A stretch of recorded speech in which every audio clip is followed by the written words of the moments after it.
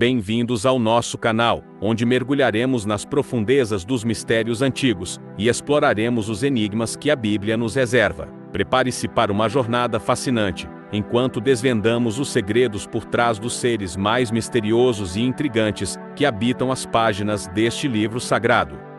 Os seres mais misteriosos da Bíblia. Número 1. Os Ofanim. Existe um total de 108 menções distintas sobre os anjos celestiais nas várias partes do Antigo Testamento. Esses anjos celestiais que desempenham papéis significativos nas narrativas presentes no livro de Gênesis. Mais especificamente nas histórias envolvendo Abraão e Jacó. Portanto, quem são esses anjos celestiais misteriosos? Eles são conhecidos como os Ofanim, mas o que exatamente são os Ofanim? Na língua hebraica arcaica, a palavra Ofanim traduz-se literalmente como rodas. A forma singular da palavra é Ofan. Referências a rodas aparecem frequentemente no Antigo Testamento.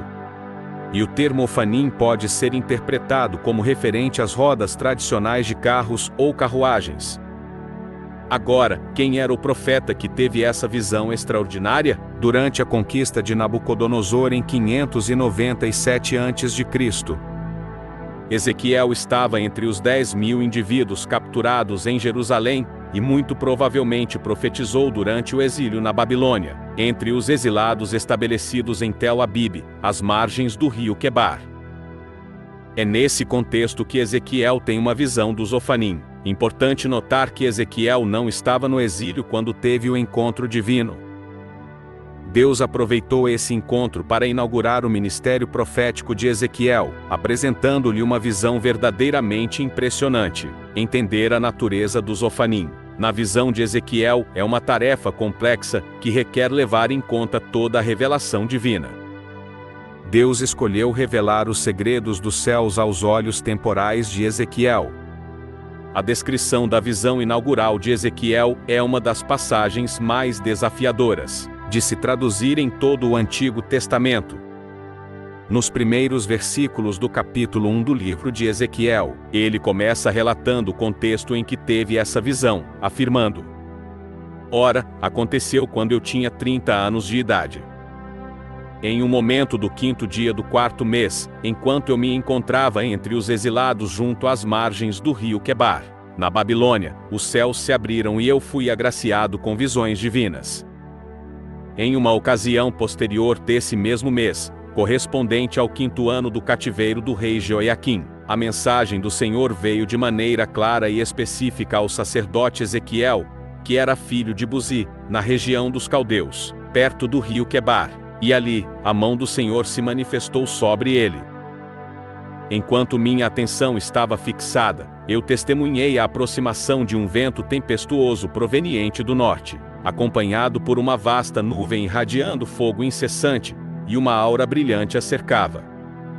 No centro dessa nuvem, algo semelhante a um metal reluzente de cor âmbar estava presente no meio das chamas. Ele empreendeu a tarefa de expressar em palavras algo que não poderia ser plenamente elucidado. Ele recorreu a comparações figurativas, equiparando essa experiência a outras imagens, para tentar transmitir sua essência.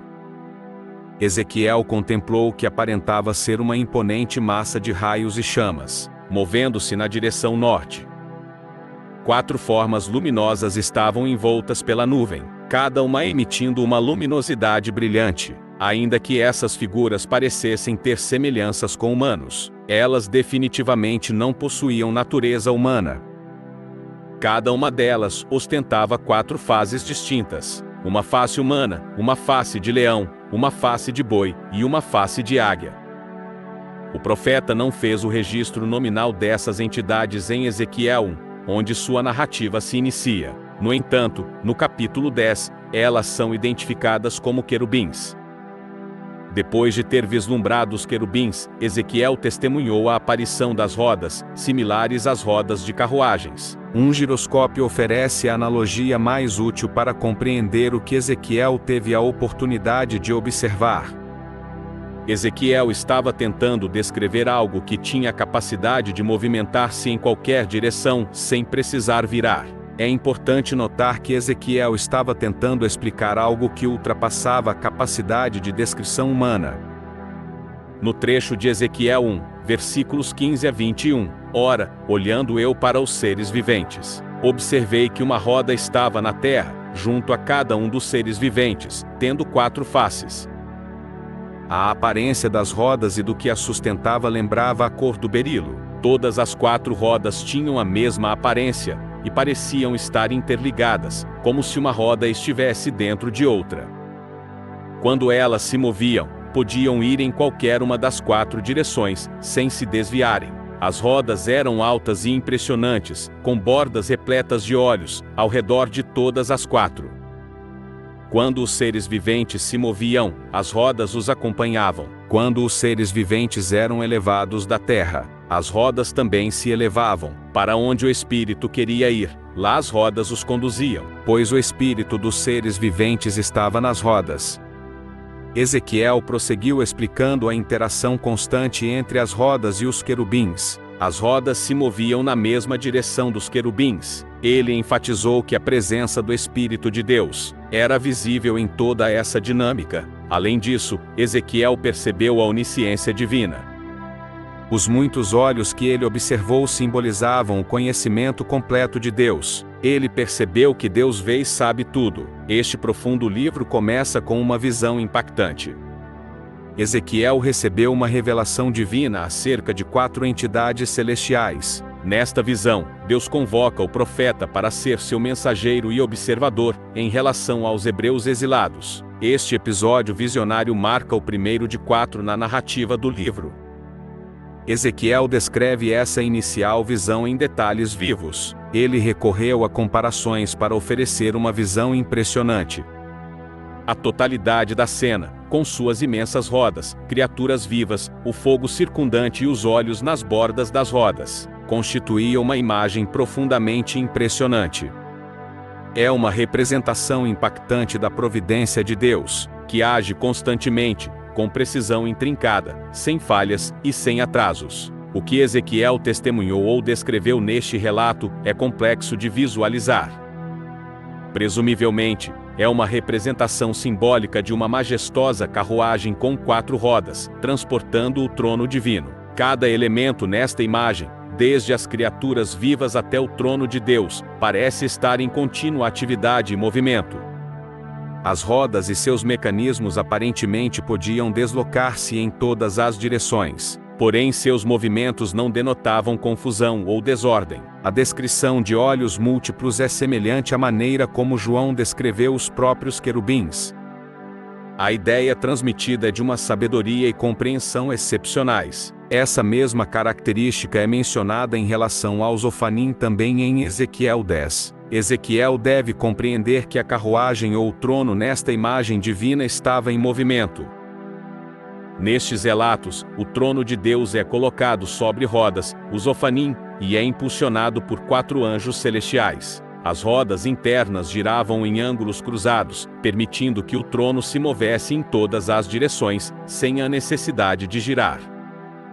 Os Ofanim têm fascinado muitos, e escritores judeus apocalípticos posteriores deram vida própria a essas entidades. As rodas finalmente foram identificadas como um anjo celestial distinto, conhecido como Ofanim. A razão pela qual algumas pessoas os consideram anjos é que não há menção direta dos Ofanim nas escrituras como seres angélicos. Entretanto, escritores judeus apócrifos os classificaram como uma categoria de anjos, posicionando-os em suas hierarquias ao lado de serafins e querubins.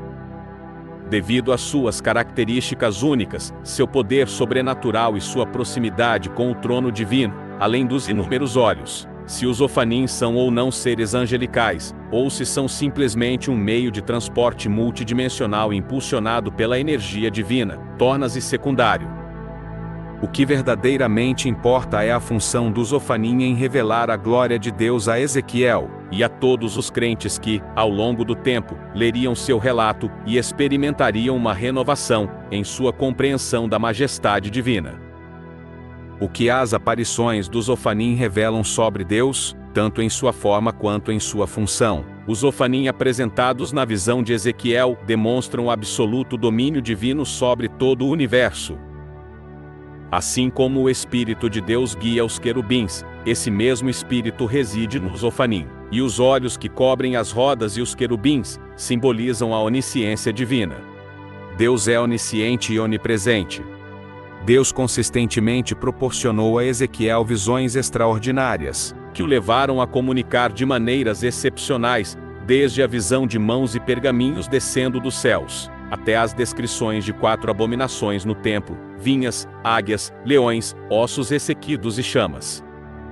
Ezequiel transmitia imagens incomuns, porém inesquecíveis. Essas visões reafirmavam sua santidade e poder, estabelecendo-o como o Senhor de toda a criação. A mensagem era clara: apesar do exílio de seu povo e da iminente destruição da nação, Deus permanecia no trono e tinha o controle de todas as situações. Em segundo lugar, temos o Berremute. O Berremute é uma criatura mencionada por Deus. Encontramos essa imponente criatura no livro de Jó. Tudo começa com um homem chamado Jó, próspero e habitante de um local nunca identificado, com uma grande família e extensos rebanhos de ovelhas. Jó é um homem íntegro e justo, comprometido em sempre fazer o que é correto. Sua devoção a Deus é firme e inabalável. Deus elogia as virtudes de Jó perante Satanás, mas este contesta que Jó só é virtuoso porque Deus o tem abençoado. Satanás desafia Deus, sugerindo que Jó mudaria e amaldiçoaria a Deus, se enfrentasse sofrimento. Deus permite que Satanás teste Jó para avaliar essa audaciosa afirmação, mas impede que Satanás tire a vida de Jó. Em um dia, Jó recebe 4 mensagens, relatando a morte de ovelhas, servos e todas as suas 10 crianças, vitimadas por ladrões invasores, ou tragédias naturais. Jó rasga suas vestes e raspa sua cabeça, em resposta à dor intensa, mas nunca deixa de louvar a Deus em suas orações. Satanás volta a surgir no céu, e Deus lhe concede uma segunda oportunidade para provar o valor de Jó, testando-o novamente. Desta vez, Jó é afligido por feridas dolorosas e incômodas. A esposa de Jó tenta lhe persuadir a amaldiçoar a Deus, a desistir, e até a terminar com sua própria vida. Mas ele resiste a ela, lutando para suportar sua angústia.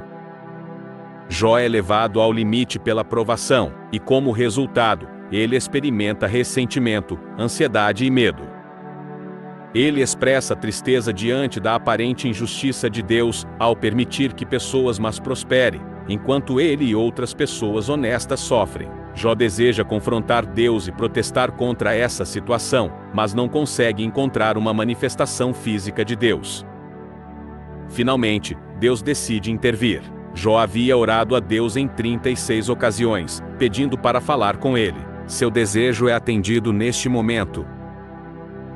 Deus se comunica com Jó durante uma tempestade em ambas as ocasiões. A maneira como Deus se dirige a ele é marcada por grandiosidade.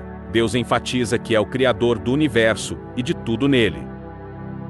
Ele enumera sua magnífica obra de criar e sustentar o mundo, questionando se Jó é capaz de igualar tal feito. Ele termina perguntando se Jó tem a capacidade de exercer julgamento, e repreende a ideia de que Deus deve justificar suas ações perante Jó.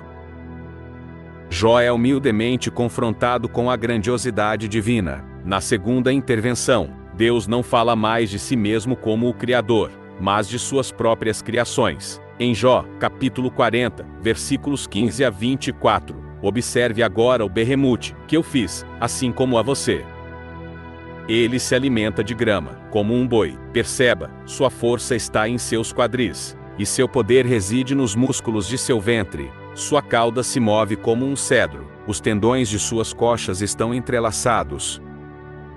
Seus ossos são como barras de bronze, suas costelas são como barras de ferro. Ele é a primeira das obras de Deus. Apenas aquele que o fez pode se aproximar dele com sua espada. As montanhas fornecem alimento para ele, e todos os animais do campo brincam ao seu redor.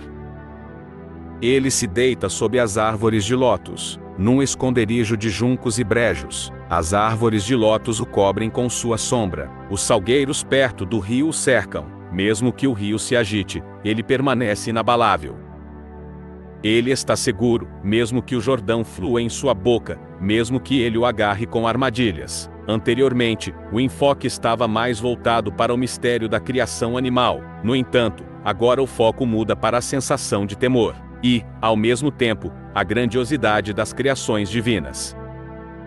O Berremute é mencionado como o primeiro entre as obras de Deus. O Berremute é uma criatura que tem gerado debate entre os estudiosos. Apesar da falta de consenso sobre diversos aspectos dessa criatura, duas coisas são indubitáveis. Era de proporções enormes e apresentava um umbigo. A presença desse umbigo indica que não se trata de uma criatura ovípara. Ele se alimenta de grama como um boi. Seu poder está nos músculos do estômago. Deus parece encontrar prazer ao detalhar as maravilhas dessa criatura extraordinária, enfatizando seu tamanho, apetite e comportamentos peculiares. A mensagem é clara: se Jó não pode competir com seus próprios semelhantes, como ele poderia contender com o Deus que deu origem ao Berremute? A palavra Berremute, em hebraico, segue a mesma estrutura do plural de Behema, que significa besta, insinuando um aumento de tamanho, implicando uma grande besta. A palavra de Deus deixa evidente quem é o criador dessa imensa besta. João, capítulo 1, versículo 3. Todas as coisas foram feitas por meio dele, e sem ele nada do que foi feito se fez. Não pode haver exceção. Se algo foi criado, ele é quem o fez. Como Criador, ele naturalmente transcende tudo o que foi criado por ele. As três pessoas da divindade participaram da obra da criação. Será que uma criatura assim caminhava pela terra junto às pessoas? Alguns sugerem que o Berremute seja um hipopótamo. Há quem acredite que Deus estava se referindo ao que chamamos de hipopótamo, uma das maiores, mais robustas e perigosas criaturas terrestres. O hipopótamo era conhecido nos tempos bíblicos, especialmente no Egito. Os romanos controlavam sua população, devido aos prejuízos que causavam às plantações. Ou será que o Berremute era um elefante? De acordo com muitos defensores da Bíblia, o termo Berremute, em hebraico, remete a uma besta de 4 patas, que eles associam ao elefante.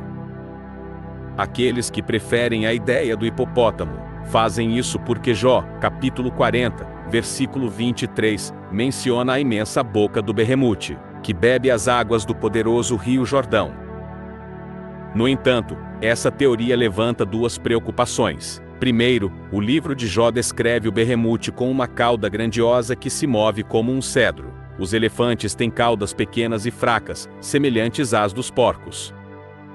Além disso, Jó caracteriza o Berremute como uma criatura de proporções extraordinárias que nem os humanos podem subjugar. Quem pode capturá-lo quando ele está vigilante ou prender seu nariz com ganchos? Com base no versículo 19, parece que a criatura retratada na narrativa de Jó era de tamanho tal que as pessoas de sua época não seriam capazes de dominar. Quando o livro de Jó retratou o Berremute como o líder dos caminhos de Deus, tão formidável que somente aquele que o fez poderia se aproximar dele com a espada, não estava exagerando. Após explorar o aterrorizante Berremute, Deus instigou Jó a ponderar sobre outra criatura aterradora. O terceiro é o Leviatã. A grandiosidade e a soberba humanas desvanecem diante da terrível e invencível força do Leviatã. Quão humilde o homem se torna na presença de Deus? E aqui reside o cerne. Nem Jó, nem ninguém tem o direito de criticar a obra de Deus. Aquele que deu origem ao Leviatã é merecedor de nossa veneração, admiração e culto. O Leviatã é uma vasta criatura aquática de algum tipo. A Bíblia o retrata como uma besta temível, com selvageria monstruosa e imenso poder. A palavra hebraica para Leviatã tem a conotação original de enrolado ou entrelaçado. Isaías, capítulo 27, versículo 1, fala do Leviatã. Naquele dia, o Senhor com sua espada severa, grande e forte, punirá Leviatã, a serpente fugitiva. Leviatã, a serpente retorcida, ele matará o monstro que está no março.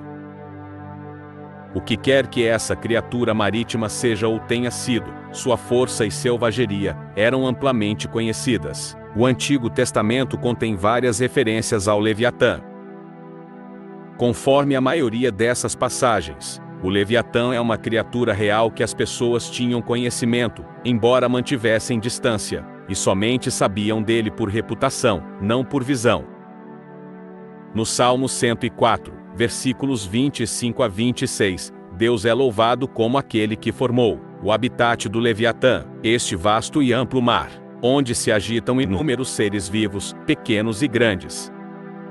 Ali, os navios navegam, e também o Leviatã, que criaste para brincar nele. Somente um Deus grandioso poderia ter concebido o Leviatã e proporcionado um amplo lar para brincadeiras seguras. Qual foi o propósito por trás da criação de uma criatura tão magnífica por Deus? E qual lição ele pretendia ensinar a Jó, e subsequentemente, a todos nós? A lição era de humildade. Deus usou o maior e mais poderoso mamífero terrestre para esmagar a arrogância de Jó. Deus moldou esse gigante mamífero para ensinar humildade àqueles que, como Jó, deixam a vaidade inflar seu senso de grandeza e importância. Jó 41 fornece mais detalhes sobre o Leviatã, como uma verdadeira criatura marinha. Nesse capítulo, Deus descreve o Leviatã, acentuando seu tamanho, força e ferocidade. Jó, capítulo 41, versículos 1 a 8. Você pode pescar o Leviatã com um anzol, ou prender sua língua com um cordão que abaixas. Você pode colocar um junco em seu nariz, ou perfurar sua mandíbula com um gancho. Fará muitos pedidos a você? Falará com suavidade? Fará uma aliança com você? Você o terá como servo para sempre? Brincará com ele como se fosse um pássaro? Ou o amarrará para suas meninas? Seus amigos farão um banquete dele? O dividirão entre os mercadores? Poderá encher sua pele de arpões, ou sua cabeça de lanças de pesca? Tente colocar a mão sobre ele. Mantenha presente a lembrança dessa luta. Nunca esqueça disso. Esta criatura é mencionada inicialmente em Jó, capítulo 3, versículo 8. Que aqueles que amaldiçoam o dia amaldiçoem, aqueles prontos para acordar o Leviatã. Nesse contexto, Jó se refere a como marinheiros e pescadores amaldiçoariam a assustadora criatura conhecida como Leviatã. De maneira similar, com grande emoção, Jó amaldiçoou o dia de seu nascimento. Geralmente, o Leviatã é considerado como um monstro marinho, ou um dragão mítico, que causava terror entre marinheiros e pescadores. No entanto, em Jó 41, Deus parece não considerar o Leviatã como um mito. Existem interpretações diversas sobre a descrição do Leviatã. Alguns sugerem que poderia ser um antigo dinossauro, semelhante a um dragão, que pode ter sobrevivido até a época de Jó, ou que permaneceu na memória da humanidade, sendo usado como exemplo por Deus. Por outro lado, alguns acreditam que o Leviatã simplesmente representa um crocodilo poderoso dentro deste contexto. O termo Leviatã sugere algo tortuoso, e é mencionado em outros contextos intrigantes nas Escrituras. O Salmo 89, versículos 8 a 10, também fala de uma serpente associada ao mar, que Deus derrotou para demonstrar sua imensa força. Essa serpente é chamada de Rob, que significa orgulhosa, nos versos Salmo 89, versículos 8 a 10. Ó Senhor Deus dos exércitos, quem é como tu, ó Senhor poderoso? Tua fidelidade te envolve como parte intrínseca e imutável de teu próprio ser. Tu governas o ímpeto do mar. Quando suas ondas se erguem, tu as acalmas. Tu esmagaste o Ob como a um ferido mortal. Com teu braço poderoso, dispersaste teus inimigos. Se a humanidade não pode subjugar o Leviatã, ela certamente não pode esperar dominar Deus. Há um segundo ponto de extrema importância. Deus mesmo é o mestre do Leviatã. Tudo sob o céu me pertence. Ao narrar seu domínio sobre o Berremute e o Leviatã, o autor e o leitor obtêm uma compreensão plena da situação que Jó desconhece. Jó, capítulo 41, versículos 12 a 17. Não deixarei de mencionar suas partes, sua grande força, ou sua forma graciosa. Quem pode remover sua couraça exterior? Quem pode perfurar sua armadura dupla? Quem pode abrir as portas de seu rosto? Em torno de seus dentes está o terror. Seus escudos fortes são sua glória, trancados como um selo impenetrável. Um está tão próximo do outro que nenhum ar pode passar entre eles. Estão interligados e se unem de tal forma que não podem ser separados. Algumas pessoas argumentam que a descrição do Leviatã, com sua pele escamosa assemelhando-se a uma armadura, e seus inúmeros dentes ameaçadores, pode sugerir que, dentro do contexto bíblico, Deus estava possivelmente referindo-se a um poderoso crocodilo. No entanto, a descrição do Leviatã parece claramente ultrapassar a imagem de um crocodilo. Jó, capítulo 41, versículos 18 a 21. Seus espiros acendem luz, e seus olhos são como as pálpebras da aurora.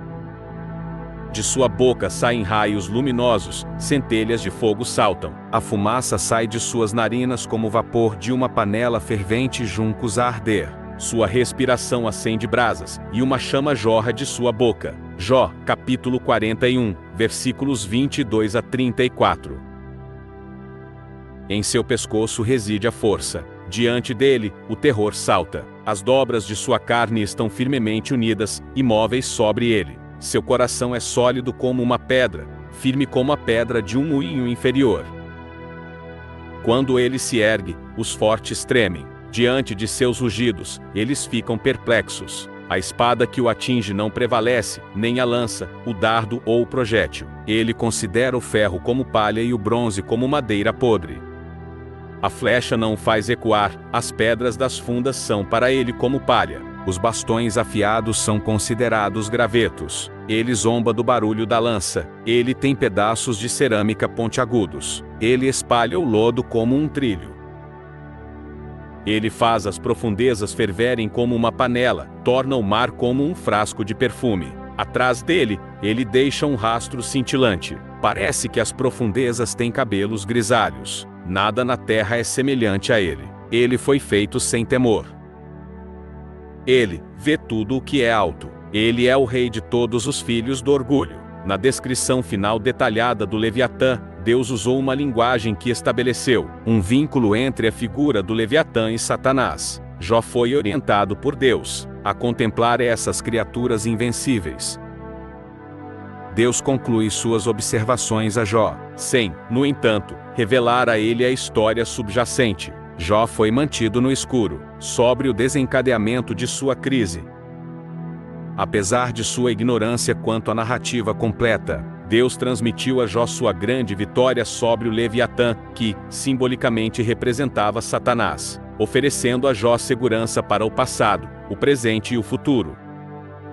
O Leviatã era uma criatura ameaçadora, que fazia até mesmo guerreiros experientes virarem as costas e fugirem. O Leviatã não é um mito, mas uma verdadeira criatura do mar, totalmente sujeita ao seu Criador.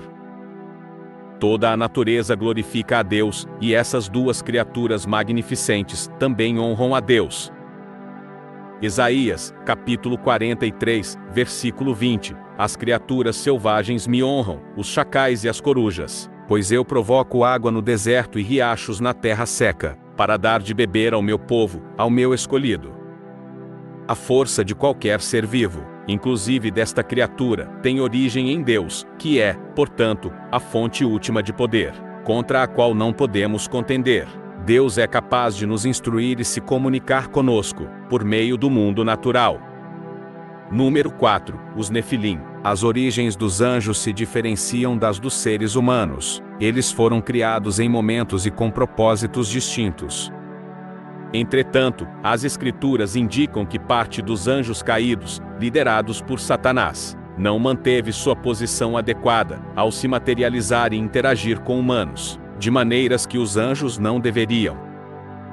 Essa interação é retratada em Gênesis, capítulo 6, versículos 1 a 4, quando os seres humanos começaram a se multiplicar sobre a face da terra e filhas nasceram para eles. Os anjos celestiais viram que as filhas dos seres humanos eram belas e tomaram para si esposas, escolhendo entre elas.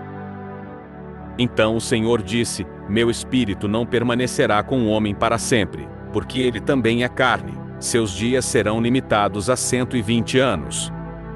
Os Nefilim estavam na terra naqueles dias, e também depois, quando os seres celestiais se uniram às filhas dos seres humanos, e geraram filhos. Esses foram os guerreiros notáveis da antiguidade, homens famosos. Essa passagem se refere à descendência não natural da união entre os filhos de Deus e as filhas dos seres humanos. Contudo, é crucial notar que houve indivíduos de grande estatura na terra antes e depois do dilúvio, e aqueles que viveram antes do dilúvio eram distintos devido à sua linhagem. Eram conhecidos como guerreiros poderosos e renomados dos tempos antigos. À primeira vista, não há indicação de envolvimento angélico ou demoníaco. Entretanto, um trecho do livro de Jó proporciona uma melhor compreensão. Deus, ao explicar sua onipotência a Jó, menciona seu domínio sobre a criação. Jó, capítulo 38, versículos 4 a 7. Onde você estava quando eu lançava os fundamentos da terra? Diga-me, se você entende. Quem determinou suas medidas? Já que você sabe. Ou quem estendeu o cordel sobre ela? Em que suas bases foram assentadas? Ou quem colocou sua pedra angular? Quando as estrelas da manhã juntas cantavam, e todos os anjos celestiais gritavam de alegria, as estrelas da manhã podem ser interpretadas como anjos. Considerando que a humanidade ainda não havia sido criada, quando Deus lançou os fundamentos da terra, a referência aos filhos de Deus é outra indicação de anjos, implicando que os filhos de Deus em Gênesis 6 também são anjos. O contexto sugere que os Nefilim eram uma descendência resultante da união entre seres espirituais e humanos. Os Nefilim, ou caídos, conforme mencionado em Gênesis, capítulo 6, versículo 4, são figuras enigmáticas. Os heróis que existiram antigamente, os indivíduos renomados.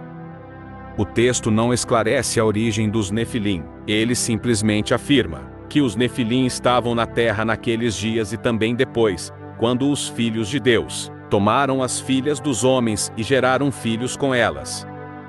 O livro de Judas, possivelmente, interpreta Gênesis, capítulo 6, versículos 1 a 4, como referindo-se à união entre seres espirituais e humanos. Judas 6 fala sobre anjos que não mantiveram sua posição de autoridade, mas abandonaram sua moradia apropriada. Deus não tinha a intenção de que a humanidade permanecesse indefinidamente nesse estado desafiador. Isso implica que nossa rejeição a Deus atingiu um ponto irreversível. Deus não continuará buscando nosso arrependimento eternamente. Chegará um momento em que sua paciência se esgotará. Os Nefilim foram uma das principais razões do dilúvio catastrófico no tempo de Noé. Logo após mencionar os Nefilim, a Escritura declara: o Senhor viu como era grande a perversidade do homem na terra, e como toda a imaginação dos pensamentos de seu coração era só mal o tempo todo. Isso entristeceu profundamente o Senhor, que havia criado a humanidade na terra, e ele carregou um peso de tristeza. Assim, Deus inundou a terra inteira, destruindo tudo, exceto Noé, sua família e os animais na arca. Todo o resto foi aniquilado, incluindo os Nefilim. Contudo, porque a violência tomou conta dos seres humanos de repente, foi porque a linha justa se misturou com a linha perversa, ou foi, ao menos em parte, devido à interação entre a humanidade e seres espirituais. Eu gostaria de sustentar a última possibilidade. Existiam Nefilim após o dilúvio? Parece que os anjos caídos cometeram novamente seus pecados após o dilúvio. Entretanto, é provável que isso tenha ocorrido em menor proporção do que antes do dilúvio. Os israelitas relataram a Moisés as seguintes informações depois de explorar a terra de Canaã, conforme Números, capítulo 13, versículo 33. Também avistamos lá os Nefilins, os filhos de Anak que faziam parte dos Nefilins. Aos nossos próprios olhos, parecíamos gafanhotos, e assim éramos aos olhos deles. Além disso, é plausível que após o dilúvio, os espíritos malignos tenham novamente se unido a mulheres humanas, resultando em mais Nefilim. Também é concebível que algumas características distintas dos Nefilim possam ter sido transmitidas através da descendência de uma das noras de Noé. De qualquer forma, durante a conquista de Canaã, os israelitas derrotaram esses gigantes. Se você gostou desse vídeo, deixa o seu like e se inscreva no nosso canal. Deus abençoe você e sua família. Amém.